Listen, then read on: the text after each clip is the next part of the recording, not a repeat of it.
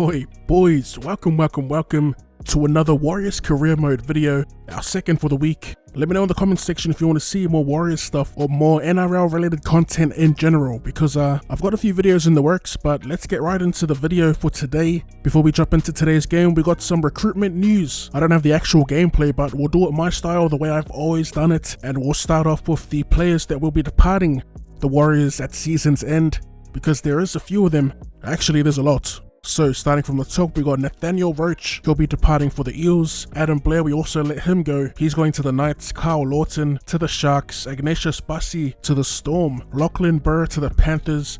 Gerald Beale to the Knights, and also Levaha Bulu going to the Panthers. So yeah, like I said, a lot of fat that needed trimming, and I'm pretty sure there were a few others, but these were like the well-known players that'll be departing. So yeah, we had to let go of quite a lot of talent just to make way for the players that we did sign.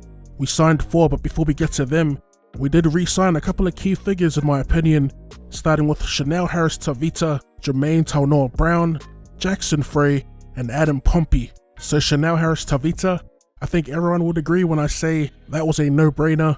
Taunor Brown's been really good for us lately, so we renewed his contract. Frey also, and Pompey yet to have a run in first grade, but we will be keeping him around for development. And finally, the new signings. Welcome to the Warriors for the 2021 season. Like I said, we had to get rid of a lot of people to make way for these 4, and that's Gordoni Staggs, Zach Lomax, Tavita Pangai Jr., a little controversial signing there, I don't mind it, and the old Manly Warringah Sea Eagles Dipper lad.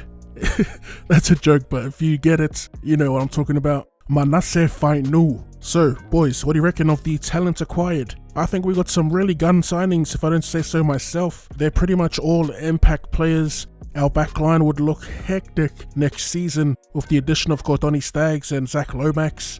Pangai Jr., I might chuck him in at lock or on the bench, as well as Fainu. I wanted impact players, and TPJ and Fainu, that's what I ended up with. Not too shabby in my opinion. So speaking of next season, we won't. Actually, it'll depend. We may or may not start it straight away, because I was thinking of playing with, I think, was the team. I wanted to play a career with them as well, and then we'll get back to the Warriors after the first season or something like that. But yeah, that's it for the recruitment side of things. Let's jump right into the gameplay now.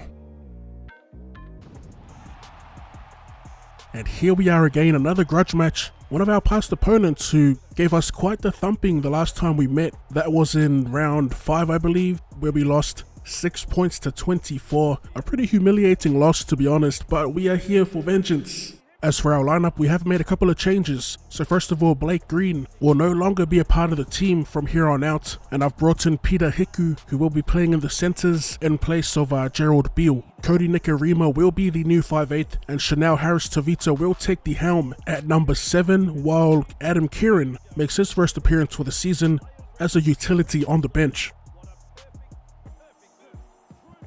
So for the most part, I reckon our attack has gotten really, or has improved a lot more than when we first started.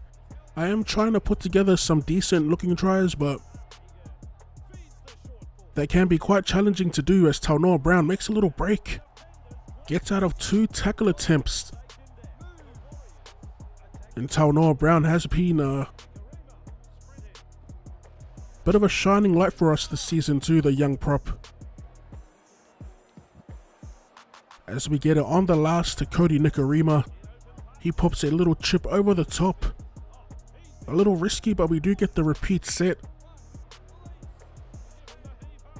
The Titans are now inside their 40 still with 2 remaining. Who was it that kicked that straight into the stands?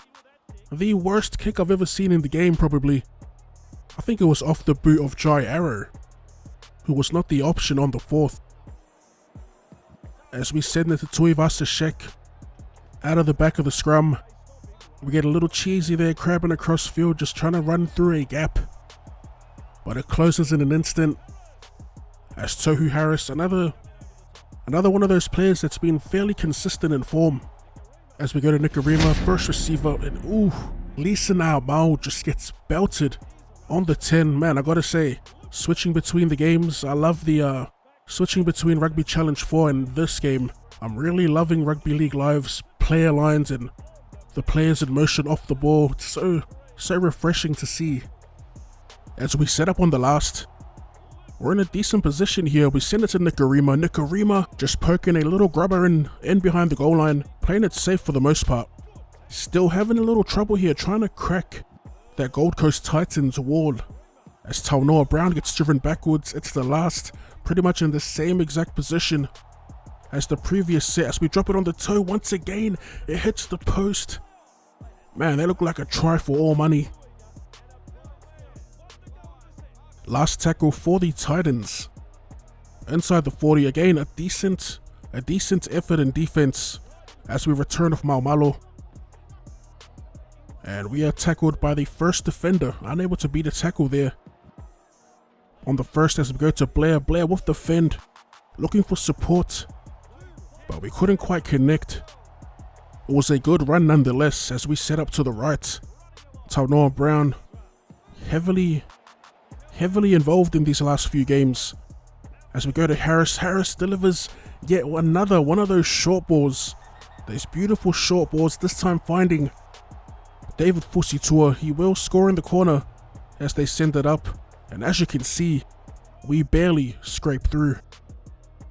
A tough kick for Harris Tavita from the sideline. And we couldn't quite bring it back around, up by 4 points. I'll be honest, there hasn't been the greatest of halves in terms of attack.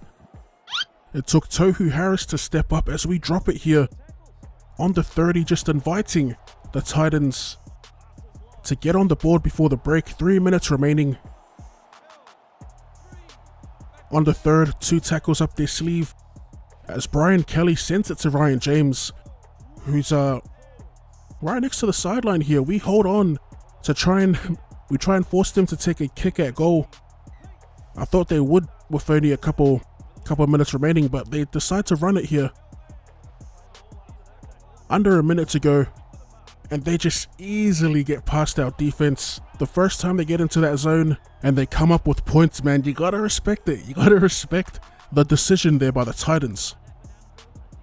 As easy as you like for Ash Taylor as he converts, and they go up by 2 heading into the break. Well, Eddie, that's another half of football we've just watched. Pretty good. The Gold Coast Titans, they head into the sheds in the lead. Some bruising defence. Titans on the third, looking to run it out of their half.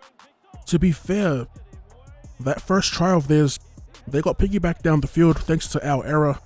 I guess in the end it was our trash goal line defense that got them over.